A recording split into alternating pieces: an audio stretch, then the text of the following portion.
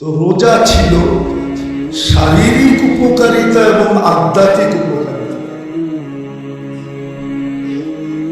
পরীক্ষা যেন পাশ করতে পারে, শুধু আধ্যাত্মিক না, আরো একটা শব্দ যোগ করা যায় না, করা উচিত, একান্ত উচিত।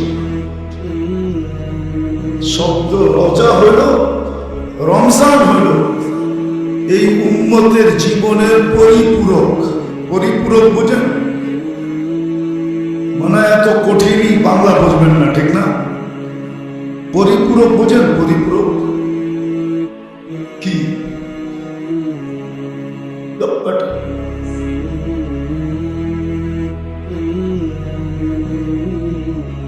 পরিপূরক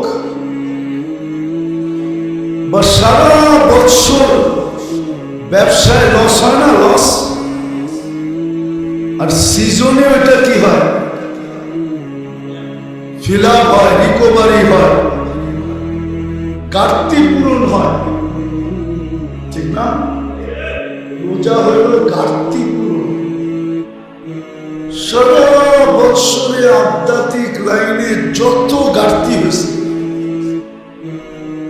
আধ্যাত্মিক লাইনে যত ঘাটতি, সারা বৎসর না, এই জীবনটায় কেউ যদি চায় যে আমি আমার এই ছোট জীবনটায় যতটুকু ঘাটতি হয়েছে আধ্যাত্মিক লাইনে, আমার গন্তব্যে পৌঁছার ব্যাপারে, গন্তব্য কিন্তু জান্নাত, ওইখানে পৌঁছার ব্যাপারে যা ঘাটতি হলো, ওই ঘাটতিকে পূরণ করার জন্য আল্লাহ রমজান দিছেন। রমজান,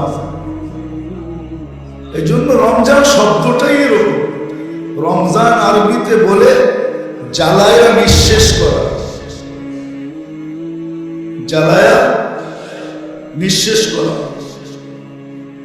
যত গুনাহ ছিল সব জ্বালায়া নিঃশেষ, সব নিঃশেষ করে দিল। যত ঘাটতি আছে সব ঘাটতিকে পূরণ করে দিল।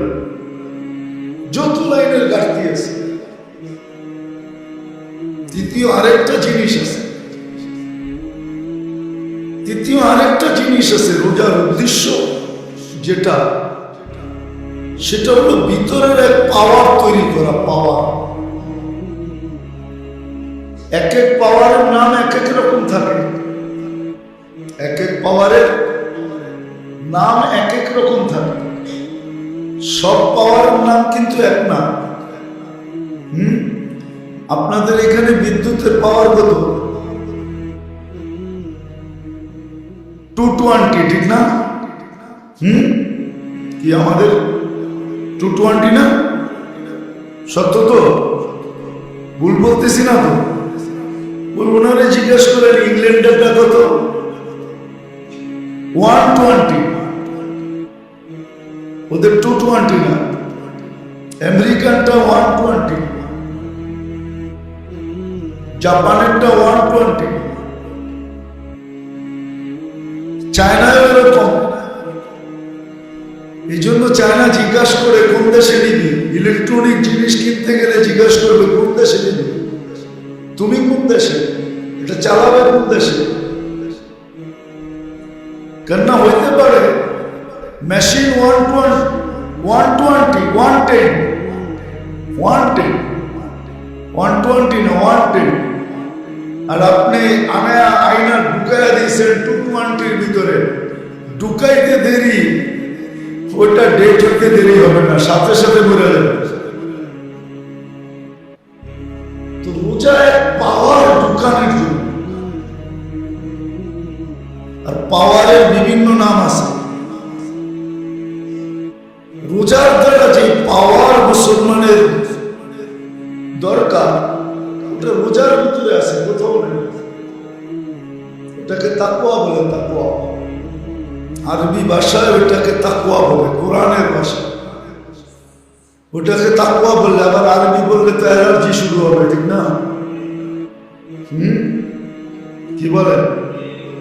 অনেকের কিন্তু হয় না, হয় না? একটু আগেই তো বললাম, আরবি বললে কি অথচ ইংলিশ বললে অ্যালার্জি শুরু হয় না। আল্লাহ আল্লাহ, কিন্তু অনেক সময় মানুষ পায় না, হিসাব কিভাবে নিবে। আল্লাহ কিন্তু দুনিয়ায় থাকতেই ডিসাইড করে নিতেছে।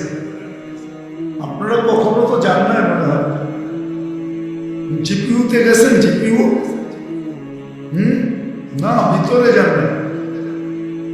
জিপিউতে নিয়ম হলো, আগে নিয়ম ছিল, এখন তো জিপিউতে গেল যেই না গেল সেই। এখন আর মানুষ চিঠি মিঠি লেখে না, ঠিক না? কি হ্যাঁ, এখন যা আছে ডাইরেক্ট, ঠিক না? আগে দেখতাম জিপিউতে মেশিন ছিল, সমস্ত ছোট ছোট দেখতেন না, চিঠি রাখার ডাক বক্স ছিল, এটার ভিতরে চিঠি রেখে আসতো। তো পিউনরা ওইখান থেকে নিয়ে যেত, নিয়ে সব ওইখানে ঢেলে দিল। ওই মেশিন কোনটা কোন জেলার, এটা মেশিন বাছাই করতো, এটা মানুষ করতো না। জিপিউর ভিতরে লাগানো আছে,